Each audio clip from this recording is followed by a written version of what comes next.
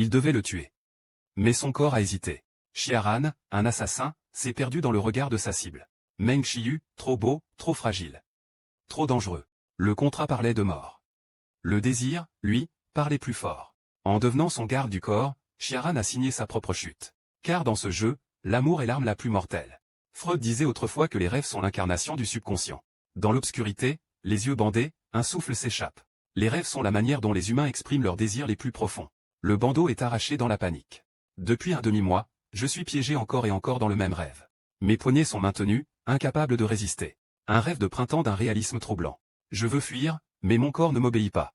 Douleur et plaisir s'entremêlent, semant le chaos dans mon esprit. Tout s'enfonce peu à peu dans la confusion. J'essaie de me réveiller encore et encore, mais je perds le contrôle et sombre davantage. Et au final, j'arrive toujours à la même conclusion. Un soupir haletant résonne dans le silence. Est-ce là le désir le plus profondément enfoui dans mon cœur? Le rêve se dissipe dans un vide flou.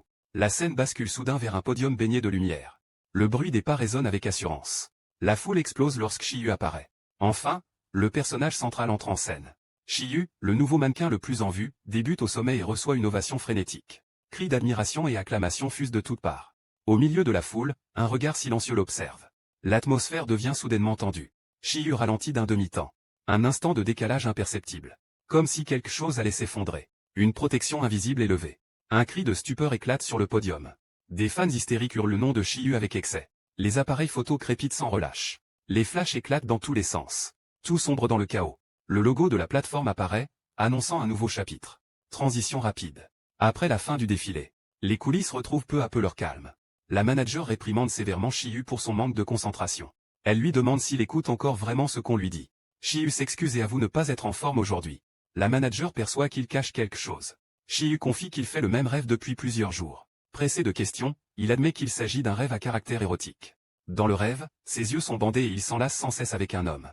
Le rêve se répète chaque nuit, avec de légères différences. Les variations se trouvent dans les situations. À chaque réveil, son corps est épuisé comme s'il avait vraiment vécu la scène. Il pense que c'est pour cela que sa démarche était instable aujourd'hui. La manager suppose que le stress excessif en est la cause. Elle décide de lui accorder quelques jours de repos pour récupérer. Qiyu reste bouche bée en entendant le mot « vacances ». La manager lui rappelle qu'il travaille sans interruption depuis 3 mois. Qiyu, ravi, la remercie avec enthousiasme. Elle plaisante en disant que les jeunes font plus facilement ce genre de rêve. Qiyu réagit, gêné. La scène se déplace vers son appartement. Il enlève sa veste, soulagé d'être enfin en repos. Il pense que cette fois, il pourra vraiment se détendre. Le silence envahit l'espace. Mais à l'extérieur, un objectif dissimulé vise déjà l'appartement. Les paramètres de la caméra s'affichent à l'écran. Le bruit des photos prises en cachette retentit à répétition. Et dans l'ombre, un jeune homme observe tout en silence. Tout commence dans un espace clos, chargé d'une tension inquiétante. Une question surgit, viendra-t-il encore ce soir? Le temps remonte à un demi-mois plus tôt. Derrière le glamour, le monde des supermodèles n'est qu'un marché aux yeux des puissants. Un léger signal retentit, annonçant les ennuis à venir. L'irritation devient impossible à dissimuler. Dans ce milieu, le talent seul ne suffit pas pour survivre. On se moque de lui parce qu'il se contente de boire du jus. On le force à boire de l'alcool, pour obtenir des ressources, il faut accepter ces soirées répugnantes. Qiyu refuse, car il ne boit pas d'alcool. Mais ce verre a été préparé par le réalisateur Wang, refuser serait lui faire perdre la face. On lui promet que la soirée se terminera après ce verre. En réalité, ce n'est pas une fête, mais un jeu de flatterie envers les puissants. Dans ce jeu, Qiyu n'est qu'une proie. Finalement, il lève son verre. Un accord donné à contre-cœur. Il sent prudemment le vin. L'odeur semble normale. Qiyu porte le premier toast au réalisateur. Il boit le verre jusqu'à la dernière goutte. Son corps commence à vaciller. Sa tête tourne, il ne peut plus bouger, le verre était drogué. Quelqu'un feint la sollicitude et propose de l'emmener se reposer. Qiyu panique et se débat. Le groupe se lance aussitôt à sa poursuite. La scène sombre dans le chaos. Leur objectif est clair, ne pas laisser ce jeune mannequin s'échapper. Qiyu halète, au bord du désespoir. Il s'attendait à être drogué, mais pas à une telle bassesse. Son corps ne tiendra pas longtemps. Sa conscience s'effrite. Juste avant de s'effondrer complètement. Qiyu décide de tenter le tout pour le tout. Il se projette en avant malgré le vertige. Et percute violemment un inconnu. Qiyu implore qu'on l'aide. Sa supplication est faible et brisée. Sa vision s'assombrit. Il parvient seulement à murmurer « Sauvez-moi ». Puis il perd totalement connaissance. L'inconnu le rattrape. Un instant de silence indéchiffrable s'installe. Qiyu est hissé sur une épaule. Il est emmené dans un lieu incertain, hôtel ou appartement. Son corps est déposé sur un lit. Pour l'autre, c'est une proie qui se livre d'elle-même. Qiyu est rejeté sans ménagement. Le récit revient un demi-mois en arrière, au moment où la cible est désignée. Pour un tueur de premier ordre, la mission paraît trop facile. L'employeur a désigné la cible avec une exigence particulière. La cible, Meng Qiyu, homme, mannequin. Un visage bien trop parfait. Drogue, inconscience, aucune résistance, aucun témoin. Les caméras de l'hôtel ont été neutralisées. Toutes les conditions sont idéales. Le tueur commence à réfléchir. Comment le tuer de la façon la plus intéressante? La noyade est écartée. L'étranglement aussi. Il déteste les visages déformés. Un long silence s'installe. Finalement, il choisit une arme à feu. Une décision froide et tranchante.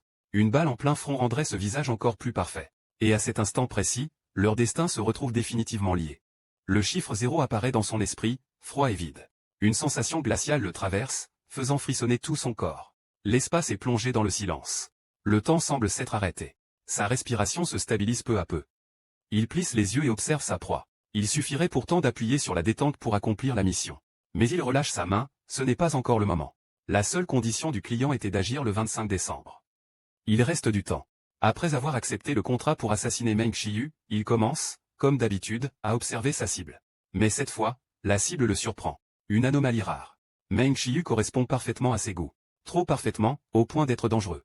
Avant de mettre fin à la vie de la cible, une pensée déviante lui traverse l'esprit. Il veut goûter cette proie, mais la discipline est une règle qu'il ne peut briser.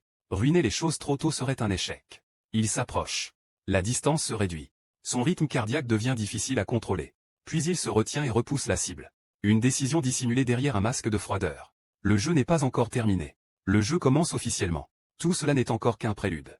La patience est l'arme la plus mortelle. Meng Qiyu, tu aurais dû être plus audacieux. Il évalue silencieusement la situation. Cette souplesse attire son attention. Les défenses tombent une à une. Il tente d'aller un peu plus loin. Un fil invisible se tend. L'atmosphère devient étouffante. Doux, chaud, mais pas encore assez profond. L'impatience monte. Il se force à s'arrêter. Ce n'est pas encore le moment. Tout doit se faire au bon instant. Il se retire dans l'ombre, laissant derrière lui de nombreuses interrogations. Un ruban rouge est accroché à la fenêtre, comme un signe secret. Il reste encore 2 mois, assez pour resserrer lentement le fil du destin. Le temps joue en sa faveur. Meng Qiyu se réveille, encore à moitié conscient. Enfin, tu es réveillé. La manager, inquiète, dit qu'il dormait trop profondément et qu'elle a failli l'emmener à l'hôpital. Meng Qiyu hésite en repensant à ce qui s'est passé la nuit précédente. La manager affirme qu'il a été drogué. Furieuse, elle jure de faire payer les responsables. Mais Meng Qiyu nie aussitôt, il dit qu'un homme l'a sauvé. La manager n'y croit pas, ayant vérifié toutes les caméras de l'hôtel, sur les images, il est entré seul, sans aucune seconde personne. Cette vérité plonge tout le monde dans le silence. Meng Qiyu n'en revient pas. La manager conclut qu'il s'agissait d'une hallucination due à la drogue et lui conseille de se reposer. Déçu, Meng Qiyu se dit que tout cela n'était peut-être qu'un rêve. Mais le doute continue de le ronger. Il essaie d'oublier ce rêve, mais une fois rentré chez lui, il accroche un ruban rouge à la fenêtre. Et l'homme de son rêve apparaît réellement. À partir de cette nuit-là, chaque fois qu'il accroche le ruban rouge, l'homme vient. Chaque matin, il se réveille endolori et bouleversé. Cette sensation semble prouver que quelque chose s'est réellement produit. Mais la chambre et le lit sont parfaitement intacts, sans aucune trace. Toutes les preuves indiquent qu'il ne s'agissait que d'une illusion. Meng Qiyu ne sait plus distinguer le réel du rêve. Mais une chose est certaine. Il est devenu accro à la présence de cet homme mystérieux et, ce soir, il est déterminé à découvrir toute la vérité. Un léger bruit résonne dans l'obscurité. L'espace vibre doucement, comme si quelqu'un venait d'entrer. Je tremble en ouvrant les yeux et je comprends, tu es venu. Mon cœur se met à battre à toute vitesse. Attends. Attends. S'il te plaît, un instant. Puis-je te regarder? Le silence s'étire. Aucune réponse. Comme prévu, je suis refusé. Est-ce que tu es en colère? L'atmosphère devient tendue. Je retiens mon souffle en attendant. Une remarque froide tombe, désobéissant. Une pression invisible s'abat. L'affrontement silencieux commence. En vérité, je me fiche de qui tu es. Je sais seulement que je suis attiré par toi. Par ta présence. J'aime la sensation quand tu t'approches. Même la punition de tout à l'heure. Je l'accepte. Tant que tu apparaisses, cela me suffit. L'aveu résonne dans le silence. Alors pourquoi veux-tu me voir? La question est lancée sans émotion. Je ne sais juste pas si tu es une illusion, le reflet de mon désir. Ou une personne réelle. Alors, que veux-tu que je sois? Bien sûr, j'espère que tu es réel. Un sourire froid passe furtivement. Si j'existe réellement, mais que ma mission est. L'air se fige. Te tuer, alors. Un silence lourd recouvre tout. Personne n'évite la réponse. Ne t'inquiète pas, je ne peux pas encore me résoudre à te détruire maintenant. La voix s'abaisse, chargée de sous-entendus. La distance entre nous deux s'agrandit peu à peu. Je suis prêt à mourir de ta main. Les mots sortent sans hésitation. Vraiment. Un pas de plus vers moi. Un regard tout près. Un geste tranchant, tu aimes mourir de cette façon. Le contrôle est affirmé. Il n'y a plus d'issue. L'air devient étouffant. Ma conscience commence à se dissoudre. Mon corps perd peu à peu ses forces. Je m'évanouis. Mon corps glisse, sans aucune résistance. Un murmure, si fragile. Accompagné d'un contact froid. Un mélange de pitié et de plaisir. Tant pis. Considère cela comme une récompense pour m'avoir satisfait.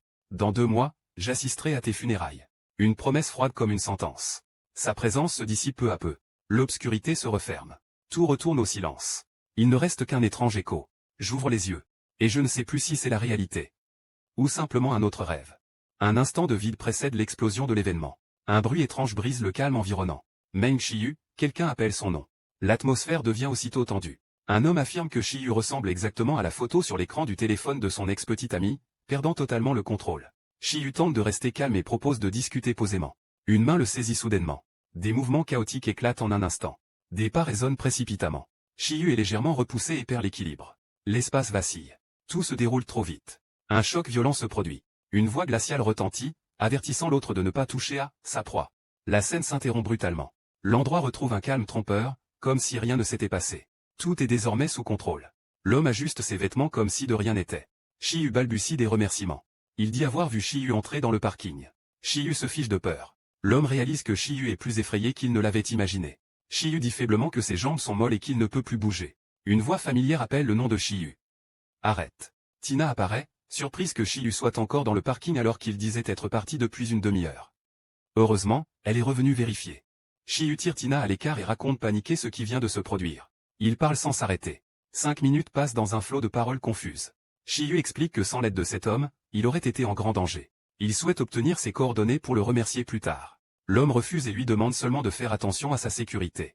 Qiyu dit à Tina que depuis qu'il a offensé le président Lee, les ennuis s'enchaînent, soupçonnant une vengeance. Tina reconnaît que le président Lee est connu pour être rancunier et difficile à affronter, et propose d'engager un garde du corps. Qiyu hésite, car personne n'oserait se dresser contre le président Lee. Un lourd silence s'installe. Personne ne parle, l'atmosphère devient étouffante. L'homme prend soudain la parole et dit qu'il sera son garde du corps. Qiyu le regarde, stupéfait. Il lui demande, « Tu ne me fais pas confiance ?» Qiyu se hâte de répondre qu'il lui fait confiance, mais qu'il est simplement très surpris. Il loue sa carrure, ses compétences et son courage. Pour Qiyu, avoir un tel garde du corps est une véritable chance. Tina réfléchit en silence. Qiyu persuade Tina de faire confiance à son instinct, et elle accepte finalement d'essayer. Tina annonce qu'elle préparera un contrat d'une durée de 2 mois. L'accord est conclu. Qiyu se présente, un M78, Meng Qiyu. L'homme répond, Xiaran. Qiyu sourit et dit que désormais, sa sécurité est entre les mains de Xiaran. Dans 2 mois, voir comment la personne qui l'entraîne évolue sera très intéressant. Une pensée fugace traverse l'esprit de Xiaran. Un nouveau jeu commence officiellement. Qiyu demande avec curiosité ce que fait exactement un garde du corps. Xiaran répond qu'il le protégera par tous les moyens, et Qiyu attend cette nouvelle vie avec impatience. Une sortie shopping commence. Quelqu'un reconnaît Qiyu dans la foule.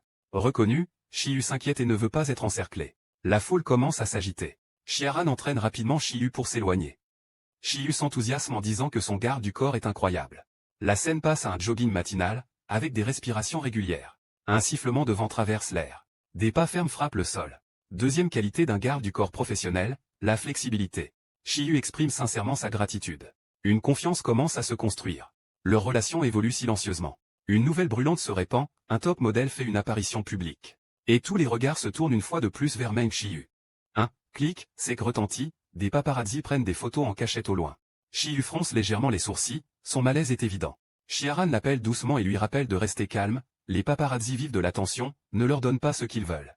Malgré tout, Qiyu vacille un instant sous l'effet de la panique. Tina le rassure rapidement et affirme qu'elle va tout gérer.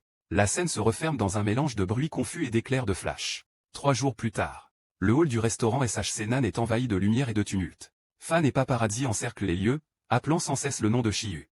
Les acclamations se superposent, déferlant comme des vagues. Qiyu est poussé au centre, appelant à l'aide, paniqué, au milieu de la foule. La pression de la masse l'empêche presque de respirer. Les objectifs pointés droit sur son visage l'obligent à affronter la situation sans échappatoire. Profitant du chaos, un individu surexcité s'approche de trop près. Xiaran s'avance aussitôt et se place entièrement devant Qiyu. Il le maintient tout contre lui et dit d'une voix grave et assurée, « Reste près de moi ». Ensemble, ils parviennent difficilement à se frayer un chemin hors de l'étau étouffant. La porte de la loge se referme, les coupant du vacarme extérieur. Tina présente la série de tenues préparées pour la journée. Elle désigne la première et demande de commencer par celle-ci. Qiyu acquiesce en essayant de reprendre son souffle. L'assistante grimace soudain, disant ne pas se sentir bien et demande à aller aux toilettes. Elle confie à Xiaran le soin d'aider Qiyu à se changer avant de partir précipitamment, tandis que les caméras attendent déjà dehors. Shiyu regarde la tenue dans ses mains, hésitant, sans savoir par où commencer. Il se tourne vers Chiaran et lui demande doucement de l'aider. Chiaran répond calmement, le guidant étape par étape, pendant que Shiyu se répète qu'il n'est qu'un mannequin. Le silence s'installe soudain, inhabituel.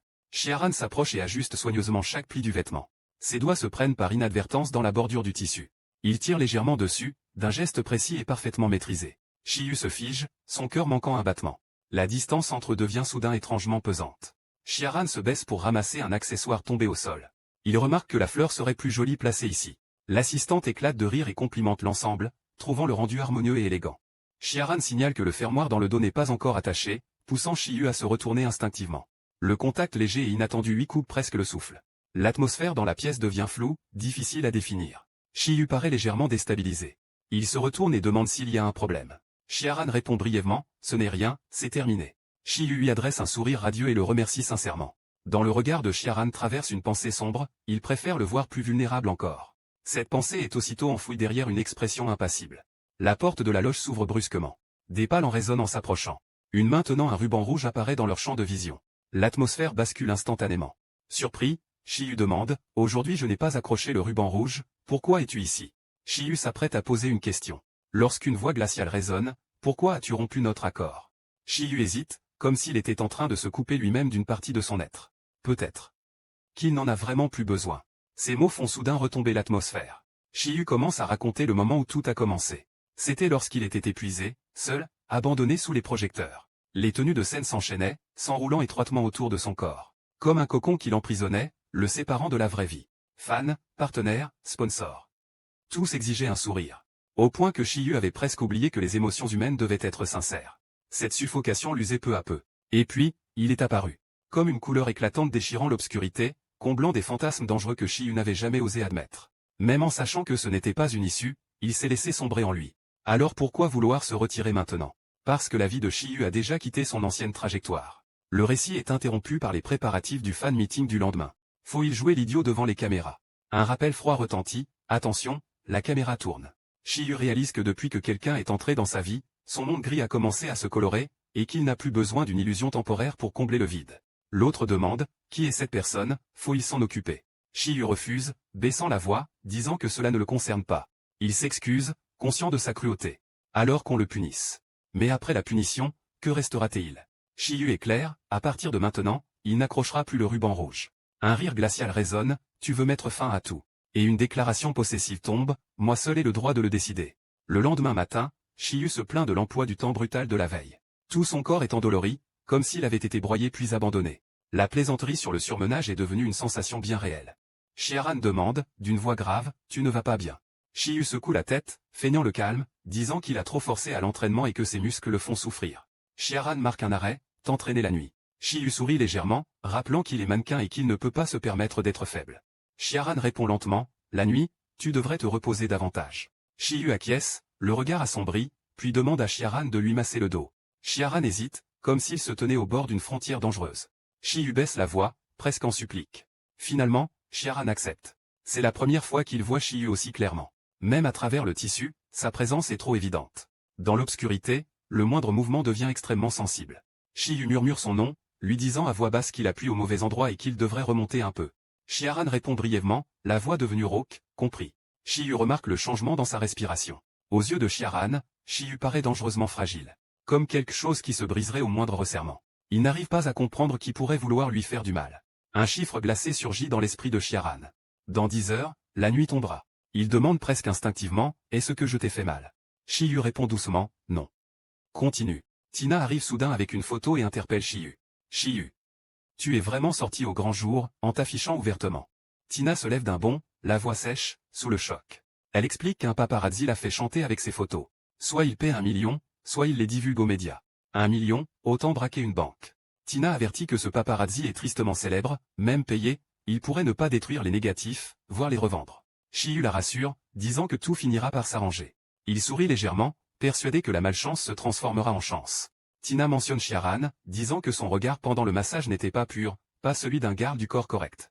Elle se méfie, ils savent trop peu de choses sur lui et propose de le payer puis d'en engager un autre pour protéger la carrière de Shiyu. Ces mots font hésiter Shiyu. Un frisson glacé lui parcourt l'échine. Shiyu affirme qu'il s'occupera lui-même du cas de Chiaran, sans déranger Tina. Tina acquiesce et dit qu'elle retourne travailler. Un soupir résonne dans la pièce. Il ne reste plus que 2 personnes dans la chambre. Shiharan prend la parole et demande à Shiyu comment il compte gérer leur relation.